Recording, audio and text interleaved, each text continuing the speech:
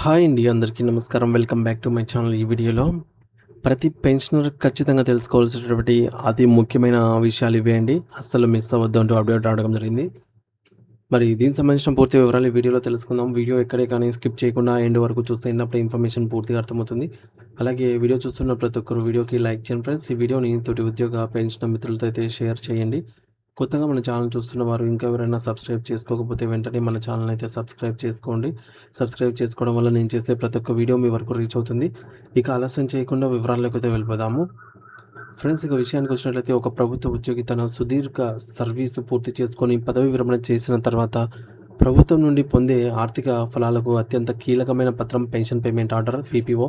దీనినే మనం సంక్లిష్టంగా పీపీఓ అని పిలుస్తాము. అసలు ఈ పీపీఓ అంటే ఏమిటి అనేది లోతుగా పరిశీలిస్తే ఇది అకౌంటెంట్ జనరల్ ఏజీ కార్యాలయం నుంచి పెన్షన్ దరఖాస్తు చేస్తూ జారీ చేయబడే ఒక అధికారిక ఉత్తర్వు అని మనకు అర్థమవుతుంది.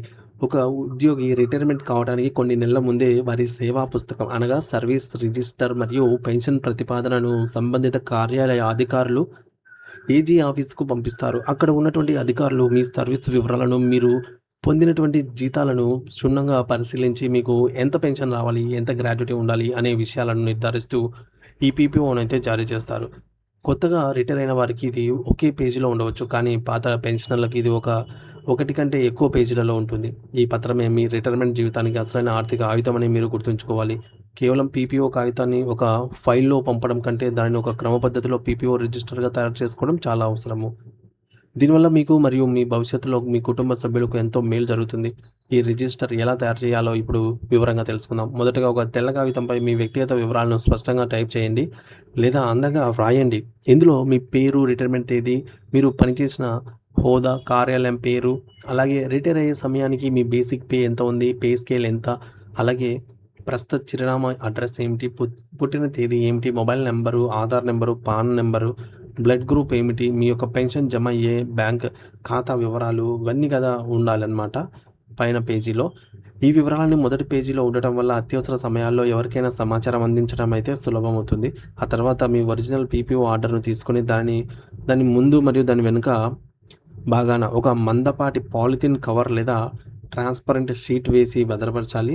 దీనిని అనుబంధంగా ఒక 10 నాణ్యమైన A4 సైజు కాగితాలను జత చేయండి. ఈ కాగితాలపై మీ Aadhaar card, PAN card, bank passbook మొదటి 2 పేజీలు, ఈహెచ్ఎస్ హెల్త్ కార్డు జిరాక్స్ కాపీలను పిన్ చేయాలి. కేవలం మీవే కాకుండా మీ జీవిత భాగస్వామి స్పోస్ ఆధార్ కార్డు, పాన్ మరియు హెల్త్ కార్డు వివరాలు కూడా ఖచ్చితంగా జత చేయాలి. చివరిలో మరికొన్ని తెల్ల కాగితాలను ఉంచి వీటన్నిటిని ఒక అందమైన బౌండ్ బుక్గా అయితే తయారు చేయించుకొని సురక్షితమైన ప్రదేశంలో అయితే వీటిని ఉంచాలి. ఈ విధంగా పీపీఓ రిజిస్టర్ చేయడం వల్ల కలిగేటటువంటి ప్రయోజనాలు అనేకం ఉన్నాయి. భవిష్యత్తులో ప్రభుత్వం కొత్త పిఆర్సీ ప్రకటించినప్పుడు లేదా డిఏ అనేది పెంచినప్పుడు మీ యొక్క పెన్షన్ ఎంత ఫిక్స్ అయింది అనే వివరాలను ఈ యొక్క బుక్లో ఎప్పటికప్పుడు రికార్డు చేసుకోవచ్చు.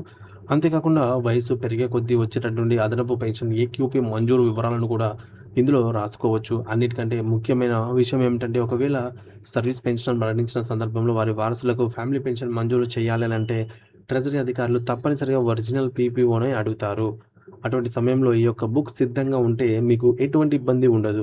ఒకవేళ పొరపాటున మీ పీపీఓ కనుక పోయినా లేదా ఎస్టీఓ ద్వారా తగిన ఒకవేళ పీపీఓ మిస్ అయిపోతే ఎస్టీఓ ద్వారా తగిన రుసుము చెల్లించి డూప్లికేట్ పీపీఓ పొందే అవకాశం ఉన్నప్పటికీ అది చాలా పెద్ద ప్రక్రియ అని గమనించగలరు.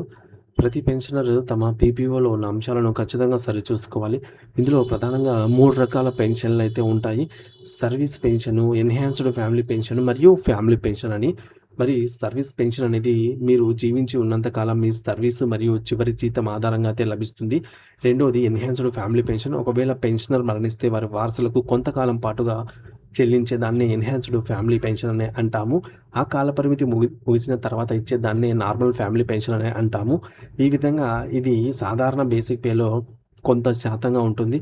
ఈ వివరాలన్నీ పీపీఓలో కరెక్ట్గా ఉన్నాయా లేవా అని ఇప్పుడే చూసుకోవాలి. ఎందుకంటే పేరులో చిన్న మిస్టేక్, తప్పు ఉన్నా లేదా పుట్టిన తేదీలో తేడాలు ఉన్నా భవిష్యత్తులో మీ వారసులకు ఫ్యామిలీ పెన్షన్ అనేది అందదు. ఒక చిన్న ఉదాహరణ గమనిస్తే, ఇటీవల ఒక పెన్షనర్ మరణించినప్పుడు వారి భార్య ఫ్యామిలీ పెన్షన్ కోసం దరఖాస్తు చేసుకున్నారు. కానీ పీపీఓలో ఆమె పేరు సామ్రాజ్యం అని ఉండగా ఆధార్ మరియు బ్యాంక్ ఖాతాలలో సాంబమ్మ అని ఉంది. కేవలం ఈ పేరు తేడా వల్ల ట్రెజరీ అధికారులు పెన్షన్ నిలిపివేశారు. ఆ పేరు మార్పు కోసం ఆమె ఏజీ ఆఫీస్ చుట్టూ తిరగాల్సి వచ్చింది. ఇలాంటి ఇబ్బందులు మీ కుటుంబానికి రాకూడదు అని అంటే మీ జీవిత భాగస్వామి పేరు, పుట్టిన తేదీ పీపీఓలో సరిగ్గా ఉన్నాయో లేదో ఇప్పుడే చెక్ చేసుకోండి. ఒకవేళ తప్పులు ఉంటే మీ రిటైర్డ్ ఆఫీస్ ద్వారా డీడీఓ ద్వారా ఆధారాలతో మీకు ఏజీ ఆఫీస్కు దరఖాస్తు పంపి సరి చేయించుకోగలరు. ముఖ్యంగా 2005 కంటే ముందు రిటైర్ అయిన వారికి పీపీఓలో స్పోజ్ డేట్ ఆఫ్ బర్త్ లేకపోవడం లేదా తప్పుగా ఉండటం జరుగుతుంటుంది.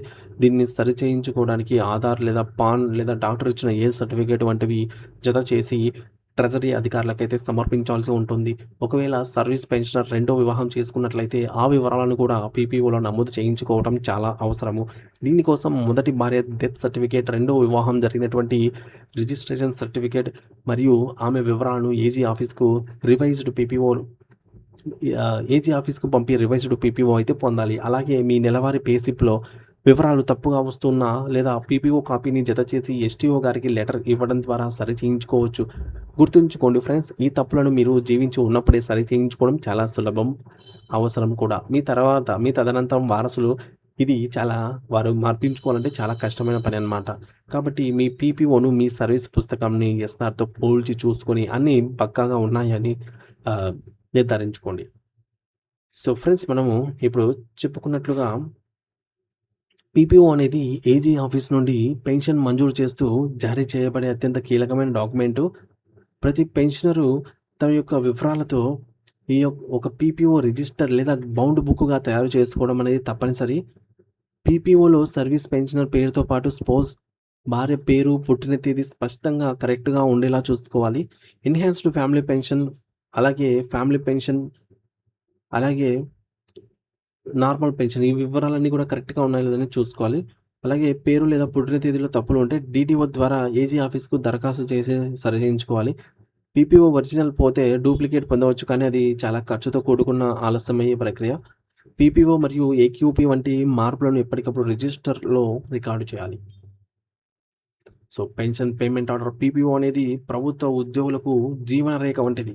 సో దీనిని కేవలం ఒక కాగితంలా కాకుండా అన్ని వ్యక్తిగత మరియు కుటుంబ సభ్యుల వివరాలతో కూడినటువంటి ఒక సమగ్ర రిజిస్టర్ లాగా భద్రపరచుకోవాలి. పీపీఓలో మీ జీవిత భాగస్వామి పేరు, పుట్టిన తేదీ ఖచ్చితంగా ఉన్నాయో లేదో సరిచూసుకోవడం ద్వారా భవిష్యత్తులో ఫ్యామిలీ పెన్షన్ పొందేటప్పుడు ఎటువంటి ఇబ్బందులు రాకుండా జాగ్రత్త పడవచ్చు. తప్పులు ఏమైనా ఉంటే ఏజీ ఆఫీస్ ద్వారా సరిచేయించుకోవడం మరియు ప్రతి నెల వచ్చే పేసిప్లో వివరాలను సరిపోల్చుకోవడం పెన్షనర్ల ప్రాథమిక బాధ్యత.